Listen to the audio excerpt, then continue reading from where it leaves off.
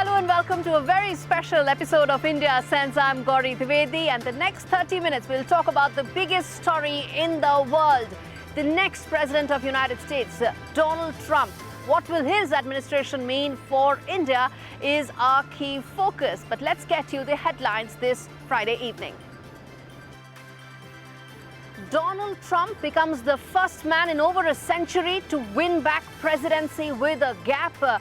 He vows that he will truly make the golden age of America come true in his tenure. Prime Minister Modi dials friend Donald Trump after landslide victory. Trump underlines the whole world loves Prime Minister Modi, calls India a magnificent country and Prime Minister Modi a magnificent man. External Affairs Minister Dr. Jaishankar hits out at Trudeau government after anti-India elements perpetrate violence at Brampton's Hindu Sabha Mandir, says political space given to extremist forces. Tensions flare in Israel. Former defense minister hits out at Prime Minister Benjamin Netanyahu, says he axed him because he opposed the draft exemption, supported a hostage deal and called for a state inquiry into the 7th of October attack. He warns that Israel is now abandoning the hostages. USISPF's Mukesh Aghi tells NDTV that India could be a big beneficiary of Trump's economic policies. Aghi says there is convergence in Make in India and Make America Great Again schemes of Prime Minister Modi and President-elect Donald Trump. And over in Western Europe, Germany's governing coalition collapses after Chancellor Olaf Scholz sacks finance minister and paves way for early polls.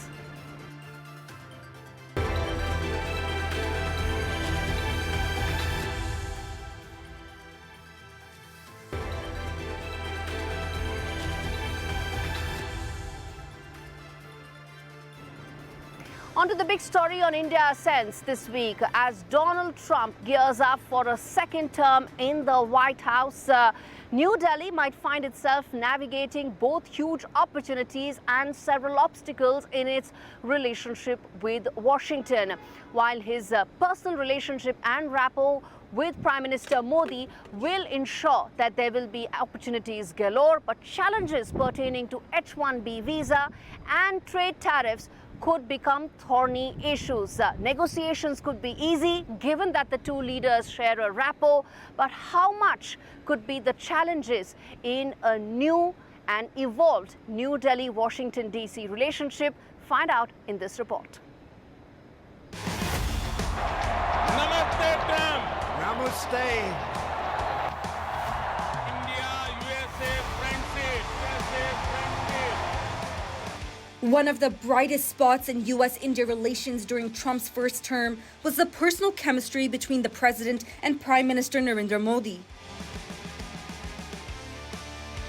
Their bromance was a cornerstone of diplomatic efforts. In fact, instead of the usual diplomatic channels, son-in-law Jared Kushner and daughter Ivanka Trump's visit shaped Delhi-Washington relations in Trump's first presidency.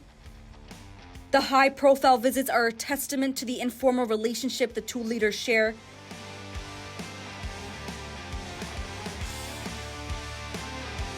In a second term, this personal connection will continue to play a critical role. Both Washington and New Delhi view Beijing as a common adversary. Defense and security ties are likely to deepen.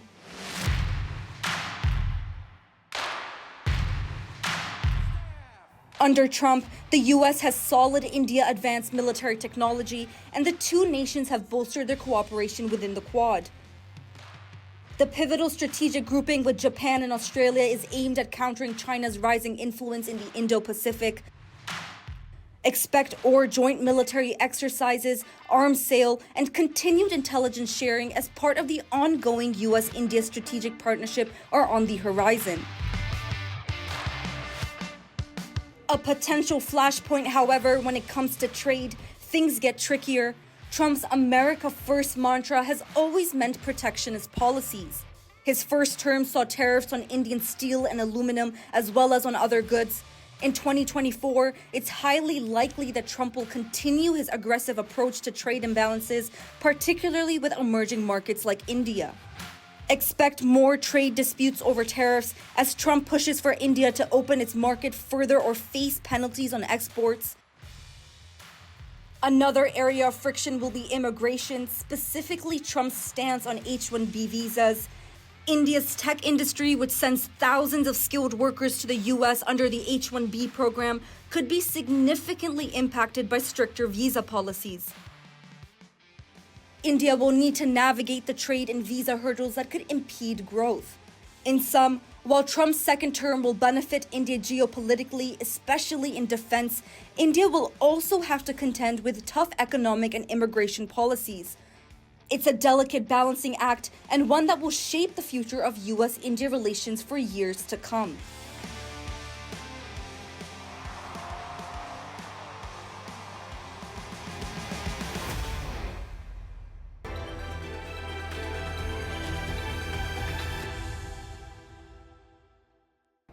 Okay, a lot more happening in the world, and the Quick Take segment takes you through some of the key stories that are shaping the world and shaping India. Take a look.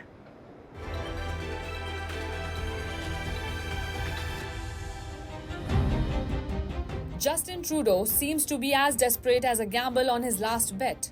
The self-proclaimed champion of free speech has been caught in a web of hypocrisy. This week, his government blocked an entire news outlet, the Australia Today. For what? Well, for airing a press conference by India's External Affairs Minister S. Jaishankar, sparking outrage on both sides of the globe. It is a direct and a brazen attack on media freedom. Canada censored the broadcast, saying the content was inflammatory. The justification is as thin as it is convenient. The ill-conceived move sends a chilling message to journalists everywhere. Question authority and you will be silenced. Bangladesh interim government's chief advisor Moahmmed Yunus finds himself in hot waters yet again. In a dramatic turn of events, all members of the Bangladesh Human Rights Commission have resigned. Why? All 6 members were frustrated over the government's failure to address human rights abuses and the administration's inability to counter the raging mob violence. This resignation highlights growing concerns about the state of democracy and freedom in Bangladesh.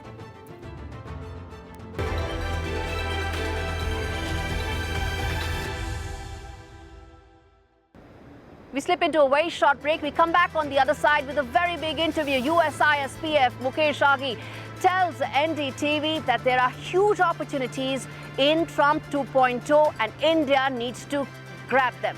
Stay with us.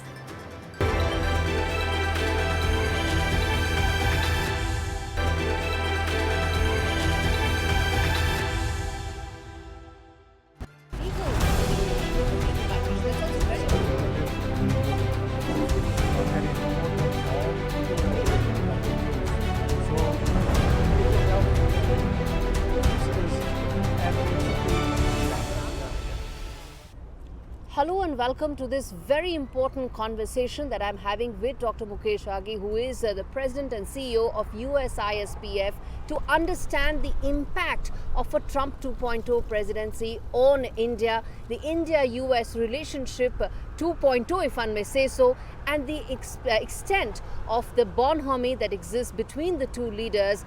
That how will it shape the India-US relationship? Dr. Aghi, thank you so much for speaking to NDTV. My pleasure. So how do you see the results that have come? They shocked many, but were you anticipating them? Well, we did anticipate the win, but this is a shocking victory. It's a landslide for Trump and the Republican Party. We have seen the White House, the Senate gone. I'm waiting for the numbers on the House side, and all indication are it also could go in favor of Republican Party. So it is a landslide for Trump. So when was the last time there was a president who was so powerful that he had the electoral college vote, of course, which he became a president, but popular vote under his belt, Senate under his belt, Supreme Court under his belt, and possibly the Congress as well? It is we call the winner of trifecta, Yeah. all three, but more important is he won the popular vote. Yeah. Last time a Republican who won was in 2004. And for last 20 years, nobody has won like Trump has won as a Republican president. So that's a strong mandate has received from the people of the United States. And that mandate is for some of the tough measures that he's spoken for, whether it is immigration, whether it is the economy, the cost of living, all of which has a direct bearing on the India-US relationship. No, absolutely. I think immigration is a big issue, both legal and illegal. Economy is a big issue, especially job creation and the blue-collar environment itself. I mean, look at geopolitically, the world is more in turmoil, the war in Ukraine, the war in Middle East, the stress point with China. So I think all those issues have to be addressed. Indeed. Specifically, if one were to speak, let's say, about the first issue, which is the illegal immigration point of view, there are tons of statistics that have come in, some even saying that 1 million deportation could cost $88 billion of taxpayer money, completely unacceptable to the people here as well. But it gives an indication of the direction of the policy, doesn't it? Talk to us about your expectation of what this can be, because it also mixes up the issue regarding legal immigration and legal migration. That's also very important for India, isn't it? Well, you have 16 million illegal folks in the United States. Now, can you deport them all or within the next 12 months? The answer is no. It's a complex process, it's a legal process, and it's a costly process. But the message is we got to stop illegal immigration. And you have to understand, the third largest are Indians. Yes. And that has an impact on the legal immigration side also. So unless you stop the illegal, how do you fix the legal becomes a challenge. So do you see, or do you anticipate some tough calls on H1B? Do you expect some tough measures that may impact Indian companies? And how do you see some of those responses that will have to come in from the Indian administration as well? Well, you have to understand, US needs skilled workers. US need highly educated STEM workers also. And it's important that legal immigration continues so you can fulfill the need of American businesses itself. Yeah. So I think that we need to but clean up the process itself so people don't take advantage of legal immigration also. So I think you will see a lot of effort from that perspective. Yes, initially there will be turmoil in that area, but it'll settle down and benefit the legal immigrants. H1B, if you would like to say something on that, because it impacts IT, it impacts Indian IT in a very major way. And any signaling, messaging from the Trump administration, the Indian side will also have to try and find out some way of trying to do expectation management, both for America as well as for India. Yes, I think H1B impacts because over 70% of the H1B workers come from India. But you have to understand that once you correct the problem, it will help the Indian companies quite a bit. So initially it's going to put a constraint, but as time goes by, it'll get better and you get the right legal immigrants coming to India. So I think the impact will be there initially, but mid to long term, it's going to benefit the Indian companies. What about the trade relationship? Should we be bracing now for some heavy tariffs, whether it's 20%, whether it's more, some specific sectors likely to be targeted? How do you see the trade relationship now changing under a Trump 2.0? Well, I think 20% tariff is going to be bumpy, and that's going to impact from the export side. But I think you have to understand 60% of China will drive a lot of manufacturing out of China, and India could be a beneficiary from that perspective. You see America leading that transition from China to India in terms of manufacturing? So I think the American companies will have to decide that because they want to have access to the Chinese market, but at the same time not have manufacturing risks because of the stress point between US and China. So what they may end up doing is have manufacturing in China only for China only and move for the rest of the world outside China. Some may come back to the US. The challenge we have is we don't have enough skilled workers to basically provide that manufacturing. So we will see that a lot of them moving to India, not just only because of manufacturing, but also access to Indian market itself. When you look at Apple as a company, yes, they moved some manufacturing in India, but they also gained a lot of domestic market share. Right. Today, Apple revenue in India has crossed $5 billion itself. Yes. So I think companies are going to basically recalibrate their de-risking of supply chain and also access to markets also. So that is make in India and make America great again coming together quite literally. Absolutely. So what about the other key issue in terms of the strategic alignment between India and US? A lot of that has happened in the last decade or so. Under the Trump administration, how do you see that, particularly regard to China and the other factor, Russia, both of which impact India, very, very significantly? So I think the multiple factors. One is the stress point with China will get deeper and broader. You have to understand, China committed during Trump 1.0 $200 billion of procurement of US goods, and it did not honor that commitment. So Trump has basically strong memories about that. Second factor is... So you say he's going to come down harsher on China on trade? Absolutely, because China made a commitment, that commitment was not honored. So there's a trust deficit with China dramatically with Trump himself. Two is when you put 60% tariffs on Chinese goods, yes, you will have US consumer paying, but they will also move their purchase to other sources of procurement itself. Yes. But more important is China's ambition to be a dominant power in Asia Pacific, to be a global dominant power, is going to create a much more stress point. And that's where India becomes pivotal. Because I think India's relationship with China is not the best itself. China will never accept India as an equal partner. So it serves the interest of India and the United States to come back together. The more important thing is you have to understand the Ukraine war has shown that countries which have a large industrial base can sustain long-term war. And US industrial base has eroded because most of the manufacturing moved shifted, back. yeah.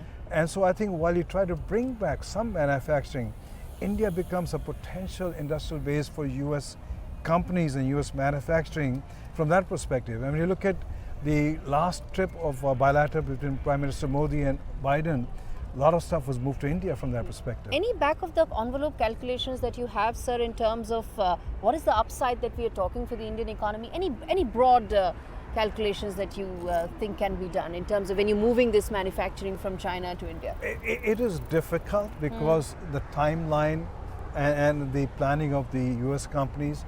But all I can say is if you look at just from a services perspective, Yes. we have now 1,700 global capability centers. Yeah. They're doing massive research for US companies. In fact, if you look at Qualcomm as an example, 50% of the IP now is being generated in India. So you look at Samsung, you look at others. Today, every chip design in the world happens in India itself. Yes. So from a global capability center, we see a massive momentum. Yes. You'll see the same momentum happening on the manufacturing side. We are seeing basically Lockheed, we're seeing Boeing, we are seeing Raytheon doing a lot of their manufacturing now more and more in India itself. So I think that process will continue. It takes time. Yes. It takes time.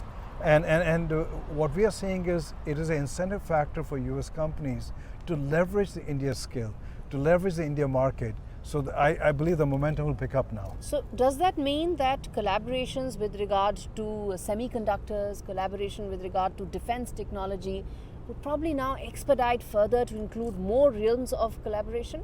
No, absolutely. I think we have to find a way out as to how do you not get penalized on 20% tariff coming from India into the US. Yes. Because what happens is you want to leverage a global supply chain.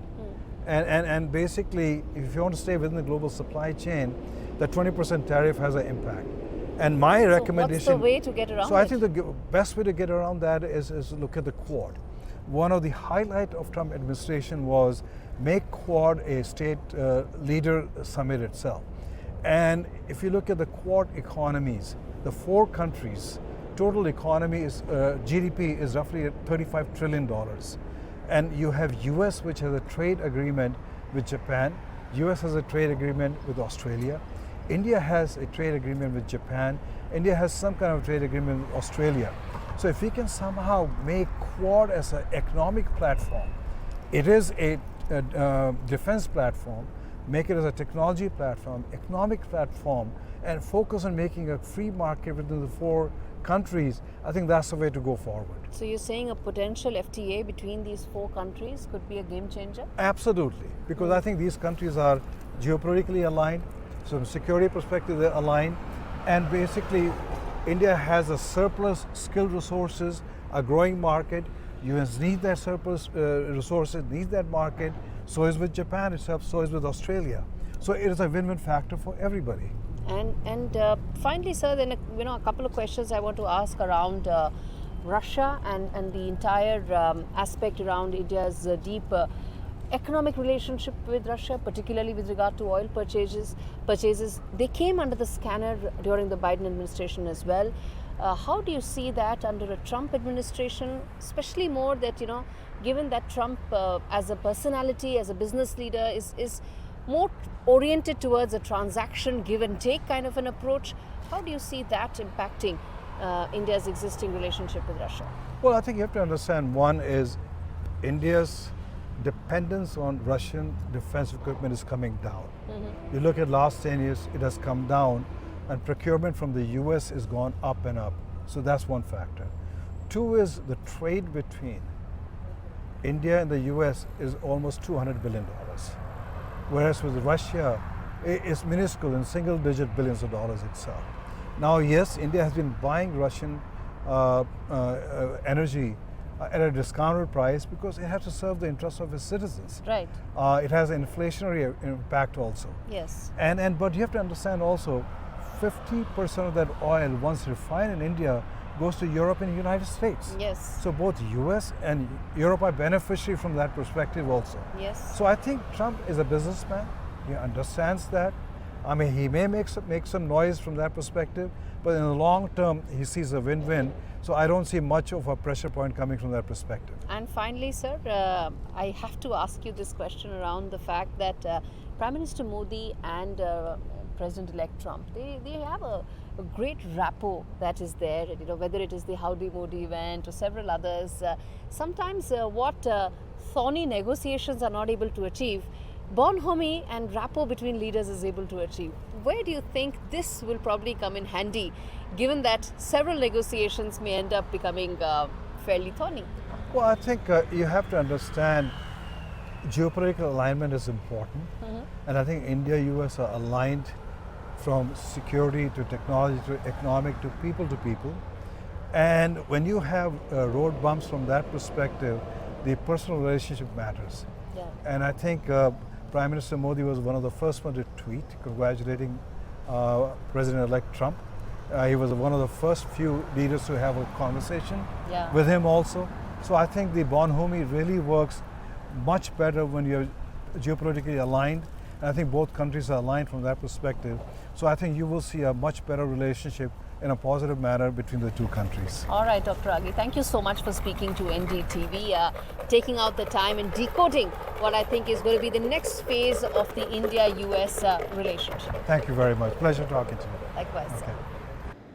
With that, it's a wrap on this edition of India Sense and a wrap of the coverage that NDTV has been bringing to you non-stop of the US elections. Next week, it will be back from our Noida studios. Thank you for watching.